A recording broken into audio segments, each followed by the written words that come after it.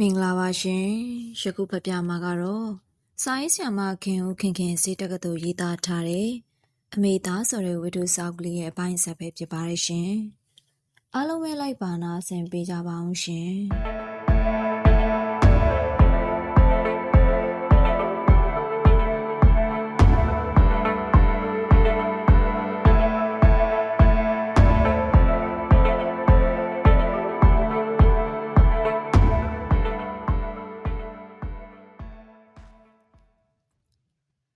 ဒီမှာသားဝစ်ကြည့်စမ်း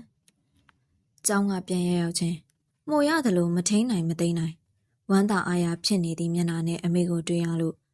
တခုခုတော့တခုခုပဲဆိုပြီးတင်ကာမကင်းဖြစ်နေတာတိတ်တောင်မကြလိုက်အမေကဒီဇိုင်းလှလှအသားကောင်းကောင်းနဲ့တံပိုးအတော်ကြီးမြေဝစ်စုံတစ်စုံကိုယူလာပြီးမအောင်နိုင်တော့ပုံနဲ့အတင်းဝတ်ခိုင်းတော့တာပါပဲဒါကဘာတွေလဲအမေက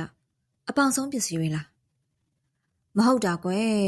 ဒါတွေကအသက်ဆက်ဆက်တွေဥစ္စာပြီးတော့ဒီရက်ကွက်ထဲမှာဒီလောက်အကောင်စားတွေလာပေါင်နိုင်မဲ့သူများဘယ်သူများရှိလို့လဲမသိဘူးလေသူများကခိုးဝှက်လာပြီးအမေစီလာပေါင်တာကိုမသိဘဲနဲ့လက်ခံမိတာမျိုးလေဖြစ်ချင်ဖြစ်နေနိုင်တာပဲအောက်မှာငါ့အောင်များတခိုးလက်ခံလို့ထင်နေသေးတယ်မိစိန်မြိုင်တို့ဒီလောက်တော့မအားဘူးဟဲ့အမေကဒီလောက်ပြောလိုက်လျင်ပဲရှူးရှူးရှားရှားဒေါသတွေထွက်လာပြီးမို့အလိမ္မာကအသာငြိမ်နေလိုက်ရသည်ကဲပါဝက်မာသာဝက်ကြည့်စမ်းပါဒါတွေကသားအတွက်တဲ့စကားအစုံမှာတစ်ပါနေတာကိုကြည်ချင်းအပြင်ဒါတွေဟာအမေကိုယ်တိုင်ဝယ်ပေးတာတော့မဖြစ်နိုင်တရရောက်စီကရလာတာပဲဖြစ်ရမည်ဒါတွေဘယ်သူပေးတာလဲမီစကားရှိလိုက်တာသားရဲ့အမေကဝစ်စုဝစ်လိုက်ပြီးပြီပေါ့အမေလေးတန်းကမာလာသည်မျက်နှာထားကတင်လာသည်ဒီလောက်ဆိုလျင်ပဲအမိဩဇာကိုထာဝရနာခံလာခဲ့ရသောအလိမ္မာအတွက်လုံလောက်ပြီပခုံးတစ်ဖက်တစ်ချက်စီမှာအိတ်အသေးလေးတစ်လုံးစီပါသောလဲပင်အတိတီရှပ်အပြူလက်ရှိနဲ့ချောကလက်အယောင်ဖြော့ဖြော့ပေါင်းမီတို့ဟာအလိမ္မာကိုပေါ်မှာအတိအကျနဲ့ပုံကြကြည့်ကောင်းနေလေသည်ထင်တော့ထင်သာဒီဝက်စားတွေမြင်ကြတဲ့ကငါသားလေးနဲ့တအားလိုက်မှာပဲလို့ကြည်စမ်းထင်တာထတောင်းတာနာနေသေးတယ်ပြောရင်ဒေါ်စိန်မြိုင်ကမျက်ရည်တွေဝဲတာလာသည်။တာရဲ့အမေကလေတာကိုပစိုးနဲ့ရှက်အင်ကြီးပေါ်စားလေးတွေပဲဆင်နိုင်လို့ငါသားလေးငကိုရုပ်ရှိသလောက်မတောက်မပြောင်ဖြစ်နေရတာ။အခုလိုအကောင်းစားတွေများဆင်လိုက်ရရင်ဘာပြောကောင်းမလဲ။ဖိတ်ဖိတ်ကိုတောက်သွားမှာ။ဘာဖြစ်သေးလဲအမေကဒီဝက်စားတွေကလေးတယ်ဗျ။ပြီးတော့အခုလိုမိုးရဲမဟုတ်ပဲနှွေးခေါင်းခေါင်းဆိုတအားအိုက်မှာရှက်အင်ကြီးနဲ့ပစိုးကလွတ်လွတ်လပ်လပ်အေးချမ်းချမ်းရှိတယ်။ဒါဟာအလိမ္မာကအမေကိုစိတ်ချမ်းသာအောင်ကြံဖန်ပြောလိုက်တာမဟုတ်ပါ။သူကိုယ်တိုင်ကဘောင်းမီထပ်စားလျင်ပစိုးကိုပိုးပြီးသဘောကျတတ်တာပါ။ဘာပဲဖြစ်ဖြစ်ဒါတော့ဝက်ပေါ်သားရဲ့ငါသားနေရတအားလိုက်တာပေးတဲ့သူလဲကျင်းတတ်တာပေါ့။ပေးတဲ့သူဆိုတာဘယ်သူလဲအမေ။မေခစ်လေးသားရဲ့ကလေးမလေးကတိတ်သဘောထားကောင်းတာပဲ။အမေအတွက်ဆိုလဲအာစီတွေပေးအဝတ်အစားတွေပေးအစားကောင်းတွေပေးနဲ့ကြည်ရတာကောင်းမလေးတော့အမေသားဦးဟာဗျာအမေကလည်းမထင်ကောင်းတာမိန်းကလေးတယောက်ကိုအဲ့လိုကြည့်တော့မသေးကြပဲမစွတ်စွဲတင်ပါဘူးဟဲ့အမေလည်းငယ်ရကြီးလာတာပါဟဲ့ဘသူကများအကြောင်းမဲ့ဒီလောက်ကောင်းပါလေအမေဆိုလဲပေးလိုက်ရတာအိမ်ကိုလည်းအကြောင်းရှာပြီးလာရတာအဲ့ဒါသားကိုသဘောကျလို့ပဲဖြစ်မှာပေါ့ကဲဒီဝစ်ဆောင်ဝဲကြည့်ဒါတွေဘလောက်တန်လဲ9000ထပ်မှာတော့ရှိမယ်အင်းလေဒီလောက်တန်မိုးကြီးတာယူဘသူကတွေ့ရကြုံရလို့ပတ်ခနဲ့ပေးမလဲအမေပြောတာဟုတ်များဟုတ်နေမလား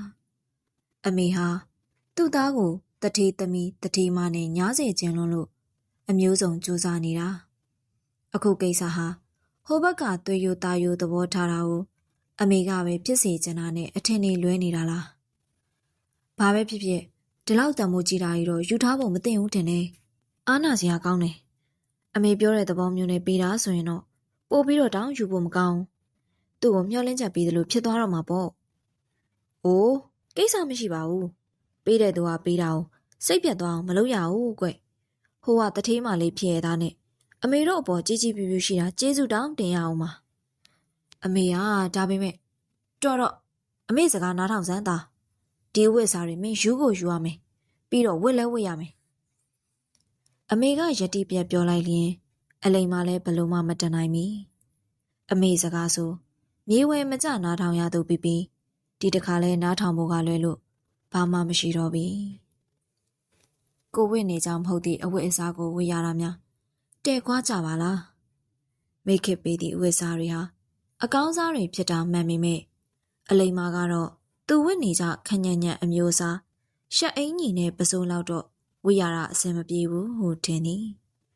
ကိုဘာသာအနေခက်ခက်ရှိုးရိုးရှမ်းနဲ့ထွက်လာသောအလိမ်မတယောက်ပန်းတွေတပွေးတစ်ပိုက်တဲပူထားသောခင်ချမ်းသာကိုတွေးလိုက်လျင်ခြေလမ်းတွေတုန်ခနဲဖြစ်သွားရသည်အမေဟာနွယ်ကျိုးကိုလည်းမခံသာအောင်ပြောလိုက်ပြီးပြီအဲ့ဒီတုန်းကလည်းအလိမ်မတို့ရက်အတော်ကြအောင်အာတုံအာနာကြီးဖြစ်ပြီးအိမ်မပြောစားမဝင်ဖြစ်ခဲ့ရသေးသည်ခင်ချမ်းသာအလဲကြတော့ပို့ဆိုအမေဟာသူ့နှိမ်လို့ရမည်သူကြတော့ပိုပြီးနစ်နာနာထိထိခိုက်ခိုက်တွေပြောချလိုက်တာအဲ့ဒီနေ့ကဒေါသလည်းဖြစ်အခံရလည်းခတ်ရှက်လဲရှက်ဝမ်းလဲနေခံစားချက်ပေါင်းစုံနဲ့ပြန်သွားသောခင်ချမ်းသာကိုကြည်တောင်မကြည့်ရတော့ပါခင်ချမ်းသာလည်းပြန်သွားပြီးရောအလိမ်မာတို့အစုခံလိုက်ရတာဝဝကွဲနွယ်ကြိုးနဲ့သဘောမတူနိုင်ဘူးဆိုပေမဲ့အဲ့ဒီလောက်ဖြစ်တာကမှတော်ဦးမြည်တဲ့ခင်ချမ်းသာလို့ဆင်းရဲမွဲတီစုပ်ပြန်နေတာမျိုးနဲ့ကတော့သဘောတူနိုင်မှုနေနေတသားလေးတန်းတော့အဟမခံနိုင်ပါတဲ့အမေဟာပပတ်ဆက်ဆက်ပြောလွန်အာကြီးလွန်လို့လားတော့မသိအလိမ်မာကခင်ချမ်းသာကိုတနာလွန်လို့မျက်ရည်တောင်ဝဲကျင်လာသည်သူခမဘဝအကျိုးပေးလေးနှုံချလို့ဆင်းလဲဆင်းရဲမိရွေးရဲ့အနိုင်ကျင့်ကိုလည်းခံနေရတာအဲ့ဒီမှာမှကိုကတခါတက်ပြီးမြေနှိပ်ရလှန်ဆိုင်စော်ကားမော်ကားပြူအောင်မီဆိုလျင်ဘလောက်တောင်ဆိုးဝါလိုက်မလဲအလိမ်မာကခင်ချမ်းသာကိုတောင်းပန်ဖို့စောင့်နေခဲ့ပါသည်သူမခဏယူသွားသောလုံကြီးကိုပြန်လာပေးမှာပဲလို့တတိကျတင်ထားခဲ့ပေမဲ့ခင်ချမ်းသာကလာမပေးခဲ့ကြသူမိတွေရဲ့သမီးဆိုသောကောင်မလေးသာရောက်လာခဲ့သည်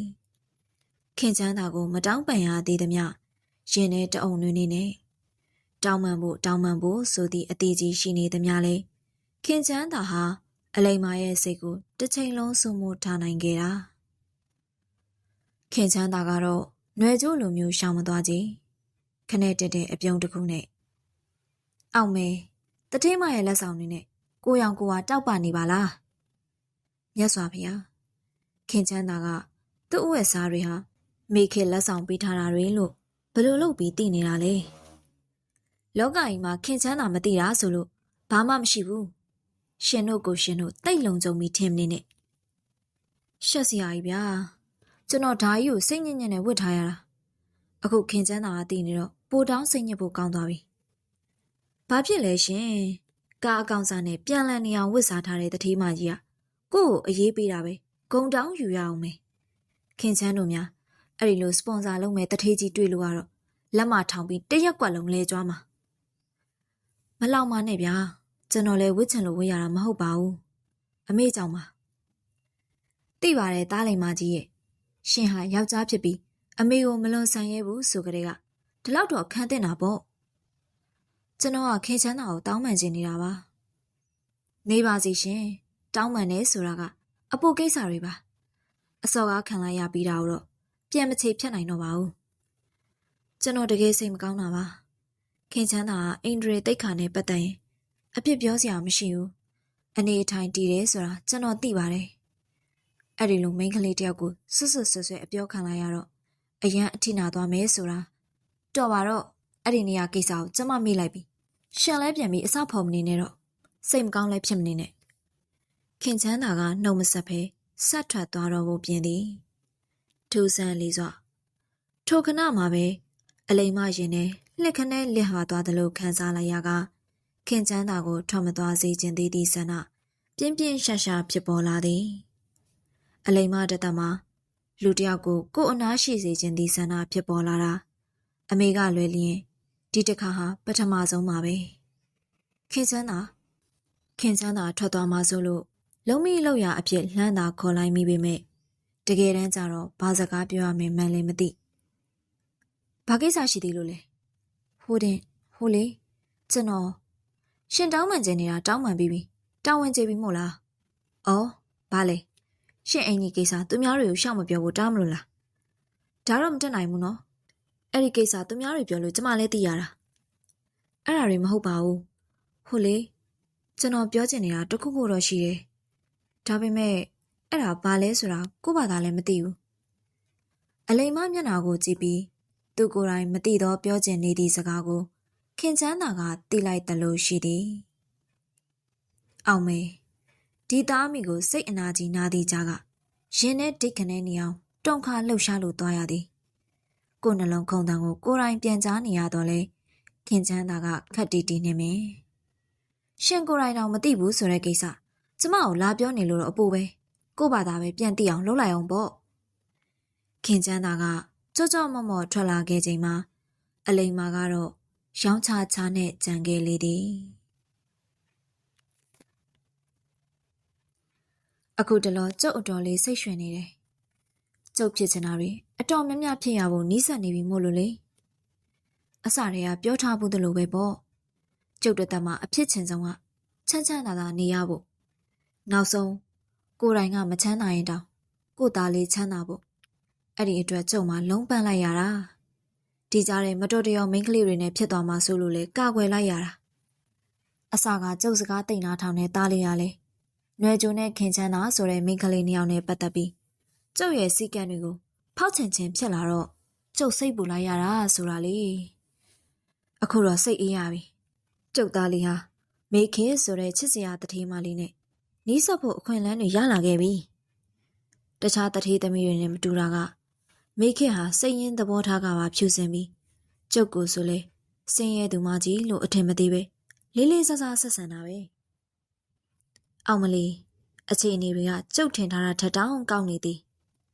တထေးမလေးကကျုပ်သားကိုအယမ်းလှပြီးတိတ်အဖိုးတန်တဲ့ဝစ်စုံတစုံတောင်မှလက်ဆောင်ပေးတဲ့အဆင့်ကိုရောက်နေပြီစဉ်းစားကြည့်ကြလေဘယ်မိန်းကလေးကများကိုနဲ့လုံးဝမပတ်သက်တဲ့ဒဇိမ်းယောက်ျားလေးတယောက်ကို9000တန်ထံမနဲ့တန်ဖိုးရှိတဲ့အဝတ်စားတွေလက်ဆောင်ပေးမှလဲတားလေးကတော့မယူချင်းရှာပါဘူးကျုပ်ကအတင်းယူပြီးဝတ်ခိုင်းလို့သာဝတ်နေရတာသူဒီဝတ်စုံဝတ်တာကိုမိခစ်တွေ့အောင်လဲကျုပ်ကစီစဉ်ရသေးတယ်ဒါမှပေးရတဲ့သူလဲကျေနပ်မှလေပြီးတော့ကျုပ်သားစမ်းပွင့်နေတဲ့အကြောင်းအရက်တကာလဲပြီးလဲကြွားရသေးတယ်ဒါမှကျုပ်သားကိုမျှော်လင့်ကျင်နေတဲ့အညတရမင်းကလေးတွေနောက်ဆုတ်သွားကြမှလေဒါကတော့သူ့ရဲ့လှပအဖိုးတန်တဲ့ဝတ်စုံအကြောင်းလူတွေဘလို့သိသွားတာလဲလို့အံ့ဩနေရှာလေရဲ့အမေတပီတော်လုံးလဲပွားစာတက်နေပြီဘာရရှာနေရလဲဟုတ်ပါရဲ့တားပြောမှာပဲတတိထားမိတော့တယ်ကိုယ်စိတ်ကူးကလေးနဲ့ဘီရိုထဲကအဝတ်တွေထုတ်ပြီးပုံနေလိုက်တာတပီတော်လုံးကုန်းတလောက်ရှိပါပေါ့လားအမေနဲ့သားဖေမင်္ဂလာဆောင်တော့ဝတ်တဲ့ဇင်းမဲ့ပန်းနူရောင်ကလေးရှာနေတာပါသားရဲ့အမေကလည်းကြာလာပြီဟာကိုဘာလို့မလို့လဲအဖေအမှတ်တရကြည့်မလို့လားဝစ်စရာရှိလို့ကွယ်အမေမှလည်းကောင်းကောင်းကန်ကန်ဆိုလို့တိတ်ရှိတာမဟုတ်ဘူးဘာလဲဖိုးတဲ့တို့မင်္ဂလာဆောင်ဝတ်ဖို့မဟုတ်လားအမေခါတိုင်းဝတ်နေကြကီမိုနိုအပြားလေးရောပြီးတော့ဂျိတ်ညိုရောင်လေးလည်းရှိသေးတယ်မဟုတ်လားအဲ့ဒါတွေကဝက်ဖန်များလို့ဟောင်းနေပြီကွအခုသွားမယ်ပွဲကပွဲကြီးမို့လို့ကောင်းကောင်းလေးဝတ်ချင်တာဖိုးတဲ့တို့မင်္ဂလာဆောင်မဟုတ်ဘူးဒါဖြင့်ဘာလဲမွေးနေ့ဩဆရာတော့မွေးနေ့လားအမေကလည်းအဲ့ဒီပွဲအတွက်ရောဂိတ်ထမင်းဝတ်တာမှပိုတင်တော်အောင်မယ်တာမင်းထင်ရရစွတ်ပြောမနေနဲ့အခုမွေးနေ့ကမေခေရဲ့မွေးနေ့အဲ့လိုလေမြတ်စွာဘုရားဒီမိန်းမကလည်းသူ့ရဲ့အစင်တန်းမြင်လာသည့်မွေးနေ့ပွဲကိုအလိမ္မာတို့စင်ရသားတာအမိကိုလည်းဖိတ်တာပါပဲလေလားမေခေကတာကိုတော်တော်ဆုံမရှာတဲ့ပုံပဲကွယ်အမေတို့သားမီကိုဒီလောက်အရေးတယူလုံနေတာဟာတားမျက်နှာကြောင့်ပေါ့မဟုတ်တာပဲအမေကသူ့ဘာသာအမေကိုခင်းလို့ပဲဖြစ်ရမှာပေါ့တားကြောင့်ပါဝစ်စားလေးပေးုံနဲ့တော့ဆွဆွဲဖို့မသင့်ပါဘူးဗျာသူကတထေးသမီးကျွန်တော်ကအညာတရပတ်သက်စရာကိုမရှိဘူးငါသားဆရာဝန်လောင်းလေချော်လဲချော်တယ်လေအမေကတော့ဆရာဝန်လောင်းဆိုတာကိုအထင်ကြီးစိတ်ဘယ်တော့မှပျောက်တော့မှမဟုတ်ဘူးထင်သည်ဟောဒီမှာတွေ့ပြီကောင်းရောကောင်းသေးရဲ့လားမသိဘူးအသေးချာတော့တိမ့်ထားတာပဲဒေါ်စိန်မြိုင်ကထမင်းကိုဖြန့်ပြီးဟိုဘက်ဒီဘက်အပြန်ပြန်အလန်လန်စစ်ဆေးကြည့်ပြီးတော့မှ စိတ်တိုင်းကျသွားပုံနဲ့တော်သေးတယ်ထမင်းကအကောင်းကြီးကြံသေးလို့ပယုတ်နဲ့တော့1000နဲ့မေယာဟဲ့အင်ကြီးတာရှိခံပယုတ်ထည့်ပြီးတင်းထားရတာကိုဟဲ့ပိုတောင်းမွေးသေးတယ်ဒါပေမဲ့နှစ်ရှည်လာများတင်းထားတာကြီးထုတ်ဝစ်လာသည်ဆိုတာကတော့ပိုပြီးတည်တာသွားတာပဲမဟုတ်လားကဲစကားရှည်မနေနဲ့ตาလည်းရေမိုးချိုးပြီးပြင်စရာရှိတာပြင်ဘာအတွက်လဲမေရဲ့မွေးနေသွားဖို့လေအလိုကျွန်တော်ပါလိုက်ရမယ်လိုက်ရမှာပေါ့ဟိုကသားကိုအဓိကထားဖိတ်တာကိုပျော့တောင်ပြောလိုက်သေးတယ်သူပေးထားတဲ့ဝတ်ဆောင်လေးဝတ်ခဲ့ပါတဲ့သူမပြောလဲကို့မှာကောင်းကောင်းကန်ဆိုလို့ဒါပဲရှိတော့ဒါပဲဝတ်ရမှာပဲအမေကလည်းကျွန်တော်မဝတ်ပါဘူးအေးလိုက်လဲမလိုက်ချင်ဘူးလိုက်ရမှာပဲတားမပါလို့ဖြစ်မလားတားရဲ့သူ့လိုတထေးမလေးရတော့ကို့လိုအစင်တန်းကိုချပြီးလိုက်ပေါင်နေသေးတယ်ကိုကအနှိမ်သမားဖြစ်ပြီးသူ့ကိုရှောင်နေဖို့တင့်မလားနောက်ပြီးဒီကလေးမလေးနဲ့တားကိုရင်းနှီးမှုရဖို့အမေဘလောက်မျှော်လင့်ထားရတယ်လဲမဖြစ်ဘူးသားလုံးဝမငြင်းနဲ့ဒါဆိုလဲသူ့ပေးထားတာကြီးတော့မဟုတ်ဘူးကျွန်တော်10တန်းစုရုံကအမေဝယ်ပေးထားတဲ့ရောပစိုးရင်းကြီးစိန်နဲ့ရှက်ဖြူကိုဝတ်မယ်လေနှုတ်လိုက်တာကွယ်တားကအမေအဆက်ကိုခွဲကြံလို့လားဒေါ်စိန်နိုင်ကချင်းချောက်လဲလို့မျက်ရည်တဝဲဝဲဝမ်းနဲ့ဟန်လဲလှုပ်ပြလိုက်တော့အခါအမေကိုချစ်ကြောက်ရတော့အလိမ်မလဲမွေးနေပွဲလိုက်ဖို့သဘောတူလိုက်ရတော့သည်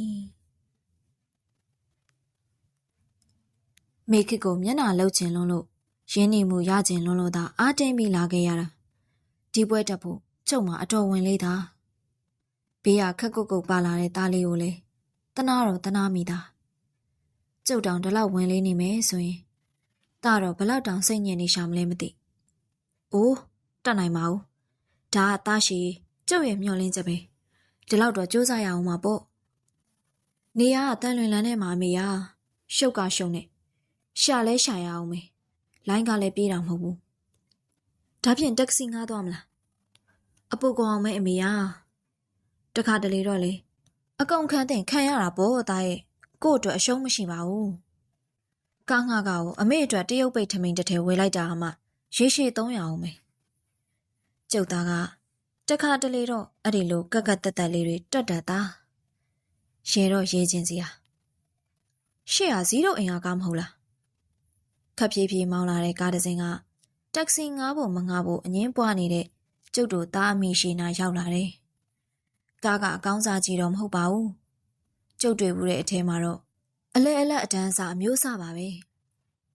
ဒီကားဟာနွယ်ကျိုးလို့ခေါ်သည့်ကောင်မလေးရဲ့အိမ်ကကားပဲအောင်မဲအထူးဆန်းကောင်မလေးကကားကိုကိုယ်တိုင်မောင်းလာတာပါလားသူနဲ့ကျုပ်ကပြဿနာဖြစ်ထားတာရှိတော့ရှိတာပေါ့ဒါပေမဲ့သူကကားရက်ပြီးနှုတ်ဆက်တင်တယ်နှုတ်မဆက်ဘူးဆိုရင်တော့ကျုပ်ကိုလူကြီးတယောက်အဖြစ်နဲ့လေးစားမှုမရှိလို့ပဲဟိုအရိုင်းဆိုင်ကောင်မလေးခင်ချမ်းသာဆိုရင်ကျုပ်ကိုတွေ့ရတော့မမြင်ချင်းဟန်ဆောင်သွားတာအတော်ရိုင်းနေဟာလေးမစိုးဘူးတော့ကားကကျုပ်တို့ဘေးရက်သွားပြီဒေါ်စိန်တို့သားမိဘာလုပ်နေကြတာလဲတက္ကစီငှားဖို့စောင့်နေတာကျုပ်ကိုနှုတ်ဆက်လို့ကျေနပ်သွားပေမဲ့လေတံကိုတော့ရှော့မထားဘူးသိတယ်မဟုတ်လားသားရှင်လေဟုတ်လားဘယ်သွားကြမလို့လဲတန်လွင်လန်းကိုကျုပ်တန်ကဂုံမောက်နေတဲ့အတန်ပါနေလိမ့်မယ်တန်လွင်လန်းဆိုဝေးကြီးပဲလွယ်ကြလိုက်ဖို့ပေးရမလားဟာမလုပ်နဲ့ကျုပ်ရှိမှမို့ကောင်မလေးကိုနှုတ်မဆက်ရဲပဲရှိနေတဲ့သားကဒီတခါတော့မနေနိုင်စွာဝင်တာရောပထမတော့ကျုပ်လည်းညင်းပြမလို့ပါပဲနောက်မှပြန်စဉ်းစားလိုက်တော့နွယ်ကြိုကျုပ်တို့ကိုလိုက်ပုံမဲ့ကိစ္စမှာအကျိုးရှိတဲ့အချက်2ချက်ကိုတွားတွေ့တယ်တစ်ချက်ကကျုပ်တို့ငှားကမကုန်မဲလွရာကိုရောက်မယ်ကိုပိုင်ကားနဲ့ဆိုတော့ကုန်လဲမငယ်တော့ဘူး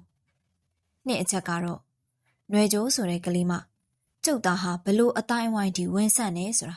သိသွားရတာပေါ့ကောင်းတာပဲတော်တော်တို့လည်းကားငှားဖို့အခက်ခဲတွေ့နေတာအမေသားကတားပေမဲ့ကျုပ်ကနားမထောင်တော့ဘူးကားရဲဆွေခနဲ့ဝင်ထိုင်လိုက်ပြီကောင်မလေးတနာတော့တနာစရာပါတလန်းလုံးကျုပ်ရဲ့ကြွားဝါခြင်းတဝက်တရိပ်ပေးခြင်းတဝက်ပါတဲ့စကားတွေကိုနားထောင်ပြီးရှုပ်ထွေးတဲ့လမ်းတွေကိုတလန်းဝင်တလန်းထွက်နဲ့အိမ်လိုက်ရှာပြီးရှာတယ်ကျုပ်သားတိတ်အမြင့်ကြီးမမှန်တတ်တဲ့အမိမျိုးဆိုရင်တော့ပိုက်ဆံလဲအတင်ရှိရုပ်ကလေးလဲချော ကျုပ်သားကိုလည်းချစ်ကျုပ်ပေါ်လဲကျိုးတော်မဲ့ဒီကလေးမလေးကိုကြည်ကြည်နက်နက်ချွေးမတော်ချင်မှာပေါ့သူကန်ဆိုးသွားတာကကျုပ်ကတိတ်ကိုအမြင့်မှန်းလို့နဲ့အမေဖြစ်နေတာပဲမိခေတို့ချံကိုတွေ့ပြီးကားပေါ်ကဆင်းတော့မှတားကကျုပ်ကိုတိတ်တိတ်အပြစ်တင်တယ်အမေရဲ့အမေလည်းသူ့ကိုကြည့်ပြီးတော့မဟုတ်ဖ ೇನೆ ဒီအထိလိုက်ပို့ခိုင်းတာအာနာစရာကောင်းလိုက်တာအားမနာပါဘူးသူဒီလောက်ဖြက်ဖြက်လူလိုက်ပို့ခြင်းနေတာပဲပြီးတော့လမ်းမှာလည်းပြောလာလိုက်သေးတယ်ဗျာကျွန်တော်နဲ့ဟိုမျိုးသမီးကပဲဘာလို့လို့အိုအေးဒီလိုကိစ္စမျိုးဆိုတာကြွကြွတင်တင်ဟန့်တားထားနိုင်မှာမင်းအတန်နေစမ်းမှာတားရဲ့အမေအားလုံးသိပါတယ်တားကကျင်းတဲ့ပုံမရပေမဲ့ငိန်တော့ငိန်သွားရှာတာတစ်ချိန်လုံးကိုယ်စိတ်တိုင်းကြတွေဖြစ်ပြီးအကျဉ်းနဲ့ကြီးကျဉ်နဲ့လာတဲ့ကျုပ်ဟာတထေးကြီးတွေခုနေတဲ့ပွဲကင်းထဲရောက်တော့မှခက်ကုတ်ကုတ်ကလေးဖြစ်သွားတော့တယ်ဟဲအန်ဒီစိန်လာလာမေခေကခက်တက်တက်လေးကြိုးရှာပါတယ်ပြီးတော့ကျုပ်တို့ကိုအမျိုးသမီးကြီးနှစ်ယောက်ရှိတဲ့ဝိုင်းမှာနေရာချပေးတယ်အစားအသောက်ကတော့ဘူဖေးကျွေးတာဆိုတော့ကိုယ့်ဘာသာပဲယူစားကြနော်အော်အန်ဒီသင်းပါလားအန်ဒီစိန်ခဏနော်နောက်ထပ်ဧည့်သည်တွေထပ်ဝင်လာတော့နတ်သားရောင်ပိုးကောင်ဝင်လေးနဲ့လှပတင့်တယ်လာတဲ့မေခေကကျုပ်တို့နာကထွက်သွားရောတာဘူဖေးဆိုတာဘလို့အစားမျိုးလဲတားစားဘူးလားမေခေပြောသွားတဲ့စကားကိုနားမလည်လို့တာနာတွတ်တွတ်ကပ်မိလိုက်တော့တားမျက်နှာညှို့ခနဲပြတ်သွားပြီအမေကလည်းဘူဖေးဆိုတာအစားနာမည်မဟုတ်ဘူးစားစရာအမျိုးစုံကိုဇပွဲတွေပေါ်မှာခင်းကျင်းထားပြီးကိုကြိုက်တာကိုကြိုက်တဲ့လောက်ခတ်စားရတဲ့စားတော့ပုံစနစ်ကိုပြောတာကျုံနဲ့ကျုပ်သားတီးတိုးပြောနေတာကိုဘေးကမိန်းမနှစ်ယောက်ကအကဲခတ်နေကြလေရဲ့သူတို့တွေကျုပ်ကိုဘလို့ထင်မလဲအိမ်ဒရီမရတဲ့မိန်းမကြီးလို့ထင်မလားဒါမှမဟုတ်ဘူဖေးတောင်မသိတဲ့ဒေါ်သူမလို့ထင်လဲမလားဒီကအမကြီးကမေခင်နဲ့အမျိုးလားဟောသူတို့လိုလူကုန်ထမ်းအတိုင်းဝိုင်းကလူတွေဟာလေကျုပ်တို့စင်ရဲသားတွေလိုပဲဆက်စုတက်ကြတာပါပဲလားအမျိုးအမျိုးလို့ပြောရင်လည်းရတော့ရလောက်ပါတယ်အော်ကိုမောင်မောင်ကြီးဘက်ကလားခင်ခင်ကြီးဘက်ကလားဘာတွေပါလဲကြည့်ရတာတော့မေခင်ရဲ့မိဘတွေကိုပြောတာပဲဖြစ်ရမယ်ဘယ်ဘက်ကမှတော့မဟုတ်ပါဘူး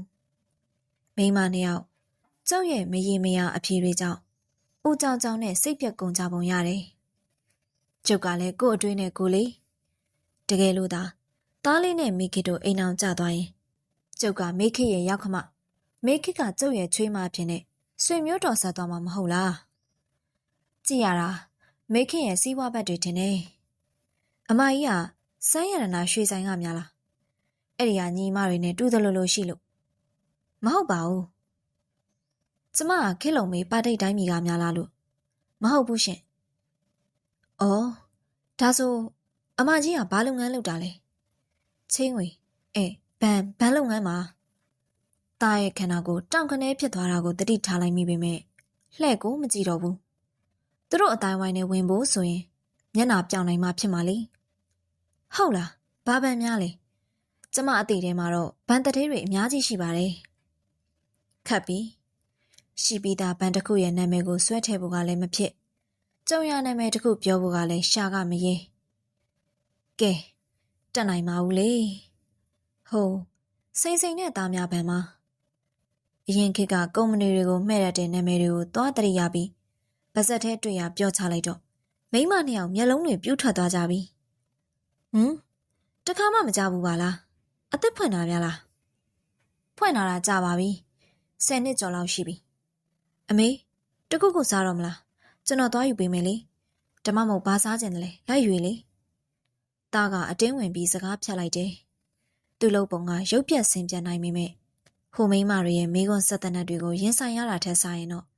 တော်ပါသေးတယ်ကံကောင်းလို့ပေါ်သားရဲ့အမေအချက်တွေ့နေတာစားစရာတွေခတ်ပြီးသွားရင်တခြားစပွဲပြောင်းထိုင်ကြရအောင်နော်အမေသဘောပဲသားကမတက်တာလို့လိုက်ရောသဘောတူလိုက်ရသည့်ပုံနဲ့ကောင်းငင်ကဟိုနာကခေါင်ဝလူရှင်းတယ်အဲ့ဒီပဲရွေးကြစို့ကျုပ်တို့အတွက်နေလိုကောင်းမဲ့တနေရာတော့ရှာတွေ့လိုက်ပါရဲ့ဒါပေမဲ့အန်တီစိန်တို့အဆင်ပြေပါရဲ့လားမိကတစ်ခေါက်ပြန်ရောက်လာသည်တယောက်တည်းတော့မဟုတ်သူမဘေးမှာယောက်ျားခက်ရွယ်ရွယ်တယောက်အမျိုးသမီး2ယောက်ပါလာသည် ဒီမှာလေတို့ပြောတဲ့ကောင်လေးဘယ်လိုလဲကြည့်လို့ကောင်းတယ်မဟုတ်လားမစိုးသူ့ဝတ်တလောက်သာထွက်ရင်တော့ဒီဒီဇိုင်းကိုကောင်လေးတွေသဘောကျမှသိကြတယ်စိတ်မရှိနဲ့နော်အလိမ္မာတို့တွေကဝတ်ဆောင်တစ်တစ်မျိုးတင်သွင်းမှုဖြစ်မဖြစ်လေးလာနေတာအခုရှင်းဝတ်ထားတဲ့ဒီဇိုင်းမျိုးပေါ့ရှင်းတဲ့ဒီလိုအဆင်ပြေတယ်ဆိုရင်ဈေးကွက်ထဲမှာရောင်းစွန်နိုင်မယ်လို့တွက်ကြည့်တာပေါ့ဒီကညီလေးဝင်လာကြတဲ့ကိုစောင့်ကြည့်နေတာလန်းဆန်းတို့တတိုင်ငိမ့်ကြပြီးသူ့ဒီဇိုင်းကိုသဘောတွေကျနေကြတယ်လန်းဆန်းတို့တောင်ကြိုက်တယ်ဆိုရင်တော့ဖြစ်မှာပဲဘာတွေလဲတော့မသိဘူးကျုံနားလေတလောက်မှန်းကြည့်ရရင်တော့မိခစ်ပေးတဲ့ဝတ်ဆောင်ဟာသူတို့အသက်တင်သွင်းမဲ့အဝတ်စားတွေအတွက်နမူနာဖြစ်ပြီးကျုပ်သားနဲ့လိုက်ရင်လူကြိုက်များမှာပဲလို့အကဲဖြတ်နေကြတာဖြစ်မှာဒါဖြင့်မိခစ်ကဒီဝတ်ဆောင်လက်ဆောင်ပေးတာကျုပ်သားကိုကြိုက်နေလို့မဟုတ်ဘူးပေါ့သူ့စည်းဝါးရေးအတွက်လိုအပ်လို့ပေါ့ကျုပ်တည်တယ်ကျုပ်တောင်စိတ်ထဲမခံကြည့်မခံသာဖြစ်သွားသေးလို့ရှိရင်ကျုပ်သားလေးခင်ဗျာအတော်ထိခိုက်နေတော့မှာဒါနဲ့တခါတည်းမိတ်ဆက်ပေးရအောင်မေဒါကကိုလူမောတဲ့မိခင်မောင်လောင်ပေါ့သူကဝင့်ဝါသူကဆန်နီမင်းနဲ့အတူပေါင်းပြီးအလုပ်လုပ်နေကြတဲ့တငယ်ချင်းတွေနောက်ထပ်ပြောနေတဲ့မိခင်ရဲ့စကားတွေကိုမကြားမိတော့ခင်ပွန်လောင်စိုးဝါလှသည့်ထိုစကားလုံးကပဲနားထဲမှာပဲ့တင်ထန်နေတော့တာလက်စားတတော့ကျုပ်အထင်တွေကပါစင်အောင်လွှမ်းနေခဲ့တာ ਉ မိခင်ကကျုပ်သားကိုရိုးရိုးပဲသဘောထားတာပြီးတော့လုံးဝမျောလင့်ချက်ကင်းမဲ့စရာအချက်ကသူ့မှာခင်ပွန်းလောင်ရှိပြီးသားအဲ့ဒီခဏမှာကျုပ်ဟာစိတ်ကုံစိတ်ပြက်လွန်းလို့အသိစိတ်ကင်းမဲ့သူတယောက်လိုတောင်ဖြစ်သွားရတော့တာဟာခင်ချမ်းသာဘာတွေတင်လာရလဲချင်းအောင်ကြီးဖောင်ဖောင်ကြီးတစ်လုံးကိုခန္ဓာကိုယ်လေးပညာရင်းခါနေလောက်အောင်မနိုင်မနှင်းတည်ပိုးလာသောခင်ချမ်းသာကအလိမ္မမေကုံကိုပြန်တောင်မပြေနိုင်ရှာဇီးတို့တွေလားစိုက်တော့ဖို့မလို့လားခါတိုင်းမောင်တန်းတယ်နေကြမဟုတ်ဘူးလားဒီနေ့မောင်တန်းဖျားနေလို့မဟုတ်သေးပါဘူးဒါကြီးကအလေးမိန်းကလေးတယောက်တည်းတည်လို့ဖြစ်ပါမလားခိုင်းတဲ့လူတွေကလေဘယ်သူမှခိုင်းတာမဟုတ်ဘူးမောင်တန်းကဒီတရက်ကလေးကူညီပေးပါဆိုလို့မောင်တန်းကလည်းဒီလောက်ပိန်ပိန်သေးသေးမိန်းကလေးကိုပဲဒီလောက်အလေးပင်တွေတည်နေရတဲ့အချိန်မှများအာမနာစကားလာပြောမိသူနဲ့တွေ့နေရသေးတယ်ခင်ချမ်းသာကစိတ်မရှိသလိုညှင်းညူလိုက်တော့မှပဲအလိမ္မာကကို့အမားကိုတီးသွားကဟုတ်သားပဲပြေးလေကျွန်တော်တည်ပေးမယ်နေပါစေပြေးပါမိန်းကလေးတယောက်ပင်ပန်းနေတာကိုမကူညီပဲကြည့်နေလို့ဘဲဖြစ်မလဲပထမတော့ခင်ချမ်းသာကမပေးပဲထားမလို့ပါနောက်တော့ဒီလောက်တောင်အလွဲမှတ်လွန်းသည့်သူကိုပညာပေးအောင်မှာပဲလို့စိတ်ကူးပေါက်သွားကရော့ဒီလောက်တဲခြင်းနဲ့လဲတဲလက်ထဲရောက်လာသည့်ချင်းအောင်ကြီးရဲ့စီးပိုးလာသောအလေးချိန်ကြောင့်အလိမ္မာကတိတ်တိတ်လေးကြိတ်អော်လိုက်ရတာပင်တစိမ့်လေးလိုက်တဲ့ချင်းကြီးဗျာအထဲမှာဇီးရုပ်တွေဘလောက်များအောင်ထည့်ထားလို့ဒီလောက်လေးနေရတာလေချင်းအောင်ကလည်းကြိမ်ချင်းအောင်ကြမ်းကြမ်းလက်ကင်ကိုင်းမှာပတ်ထားတဲ့ကြိမ်တွေကထုထဲတောင်တင်လာတာ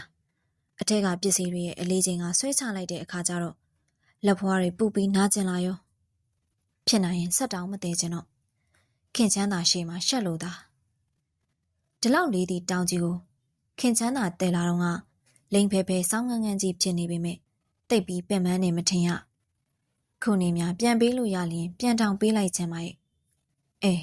မဖြစ်သေးဘူးယောက်ျားတိတ်ခါဆိုတာရှိသေးသည်ဒီတော့အန်တင်းဆွဲကအလိမ္မာချွေးပြိုက်ပြိုက်ကြကမျက်စီပြက်မျက်နှာပြက်ဖြစ်နေတာကိုခင်ချမ်းသာကကြီးကရဲလဲရဲချင်းတနာလဲတနာဒီလူဟာအမေမုတ်ဆိုးမကြီးရဲ့ကျွေးမွေးဆောင်ရှောက်ထားတဲ့အရေးအောင်မှခိုးပြီးလူပေါ်ကြော်လို့ဖြစ်နေတာခင်ချမ်းသာလိုပိန်ပိန်လီလီမိန်းကလေးတယောက်ကလုံနိုင်သောအလုပ်ကိုတောင်သူ့အတွက်ပင်ပန်းခက်ခဲနေသေးတာကဲပါတွက်လောက်ပါပြီပြီးတော့ရပါတယ်မပေးပါဘူးရပါတယ်သားဆိုတာအတန်ကမမှန်တော့ဘူးကျမနိုင်ပါတယ်ရှင်ကိုတမင်နောက်ချင်လို့ပေးလိုက်တာဒီတခါတော့အလိမ္မာကဟန်ဆောင်မနေနိုင်တော့ပဲလက်ထဲကချင်းအောင်ကြီးကိုခင်ချမ်းသာလက်ထဲပြန်ထည့်လိုက်တော့သည်ကျေးဇူးတင်ပါတယ်မနောက်ပါနဲ့ဗျာနောက်တာမဟုတ်ပါဘူးတကယ်ပြောနေတာကိုလိမ္မာမှာခင်ချမ်းသာကိုတနာပြီးကုညီခြင်းစိတ်ရှိနေတာကပဲကျေးဇူးတင်စရာကောင်းနေတာပါခ ခင်ချမ်းသာရဲ့အလောက်ကမပင်ပန်းလုံးဘူးလားကြည့်လိုက်ရင်ဘယ်တော့မှနားရတယ်မရှိဘူးဒီလောက်တော့လုံးရမှာပဲပေါ့ရှင်ကျမတို့ကပညာမှမတတ်တာခင်ချမ်းသာကသူ့ကိုရွေများရွေလိုက်လေသလားလို့အလိမ္မာကတန်တရားဝင်မိပေမဲ့မဟုတ်ပါခင်ချမ်းသာရဲ့မျက်နှာဟာပဂရိရိုးသားတန်ဆင်စွာတနာကျင်နာခြင်းဆိုတဲ့ခံစားချက်ဟာဘလောက်တောင်ထိရောက်လိုက်ပါသလဲဘယ်မင်းကလေးအတွက်မှနေရာမထားတတ်ခဲ့သောအလိမ္မာရဲ့နှလုံးသားဟာခင်ချမ်းသာအတွက်နူးညံ့စွာပြောင်းလဲခဲ့ပြီအခုနေမှာအမေကဘာမှထားသလဲလို့အလိမ္မာကိုလာမေးလျင်ရုတ်တရက်ပြန်မပြေနိုင်လောက်အောင်မေ့လျော်နေမိလိမ့်မည်ထင်သည်လက်စားတော့အချင်းဆိုတာတိတ်လဲမထူးဆန်းပဲဖြစ်ပေါ်တတ်သည့်အရာပါလားယခုဖတ်ပြသွားတဲ့ဝတ္ထုကလေးကိုဒီနေရာမှာပဲခေတ္တရနာခွင့်ပြုပါရှင်ဆက်လက်ဖတ်ပြပေးမယ်ဇသိမ်းပိုင်းလေးကိုလည်းစောင့်မျှော်နားဆင်ပေးဖို့တောင်းဆိုပါရစေအားလုံးပဲဘေးပြာတွေဝေးကွာပြီးတာယာလှပတဲ့နေ့ရက်ကလေးတွေပိုင်ဆိုင်နိုင်ကြပါစေရှင်ကျမကတော့စာဖတ်သူဝိုင်းပါ